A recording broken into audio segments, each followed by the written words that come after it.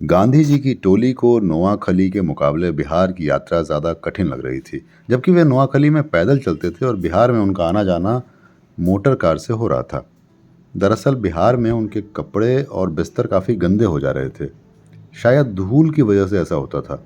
पटना वापसी के अगले दिन मनु बेन के साथ एक दिलचस्प वाकया हुआ, जिसे लोग हमेशा याद रखते हैं। वे इसके बारे में लिखती हैं। बापू की पेंसिल काफ़ी छोटी हो गई थी। उसे मैंने बापू के हाथ से लेकर रख दिया और बदले में नई पेंसिल दे दी, यह सोचकर कि इतनी छोटी पेंसिल से लिखने में उनको दिक्कत होगी। उस रात 10:30 बजे बापू ने मुझे जगाया और कहने लगे, मेरी पेंसिल का वो टुकड़ा ले आओ तो।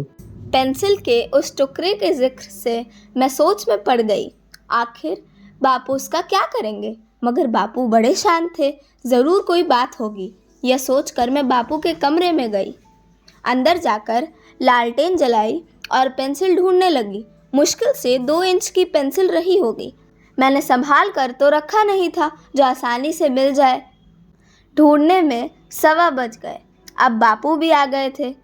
पूछे, क्यों नहीं मिलती? मैंने कहा, बापूजी कहीं रख कर भूल गई हूँ। वे बोले, ठीक है, सवेरे ढूंढ लेना, अभी जाकर सो जाओ। मैं चुपचाप सोने चली गई। नियमानुसार अगले दिन सुबह 3 बजे प्रार्थना हुई। उसके बाद फिर बापू ने पेंसिल की याद दिलाई। मेरी पूछने की हिम्मत नहीं हुई। बापू उस छोटे से टुकड़े का अभी क्या करेंगे? फिर ढूंढने लगी। बापू का बगल झोला रात में नहीं देख पाई थी। उसे उलटने पर छोटी सी जेब से पेंसिल टपक पड़ी। मिलते ही मैंने ईश्वर को शुक्रिया कहा। तुरंत बापूजी को पेंसिल दे दी, मगर कुछ कहे बगैर, पेंसिल मिलने की खुशी जाहिर किए बगैर बापू ने कहा, ठीक है, मिल गई तो अब रख दो, अभी ज़रूरत नहीं। मुझे यह वाक्य सुनकर बड़ा गुस्सा आया। इतनी छोटी सी पेंसिल के लिए रात भर खुद भी परेशान हुए, मुझे भी परेशान किया। जब मिल गई तो कहते हैं अभी नहीं चाहिए। इसका क्या मतलब? मगर इस बार यह सोचकर उसे संभाल कर रखा कि पता नहीं कब दोबारा मांग बैठे।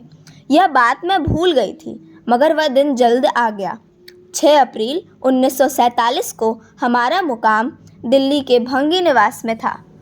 उस वक्त बापू लॉर्ड माउंटबेटन के साथ देश के भविष्य की चर्चा कर रहे थे, इसलिए उन्हें 1 मिनट की फुर्सत नहीं थी।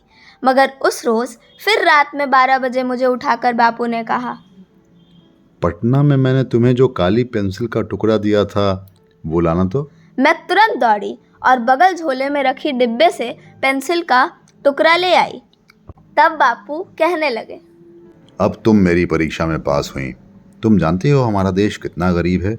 हज़ारों गरीब बालकों को पेंसिल का इतना छोटा टुकड़ा भी लिखने को नहीं मिलता।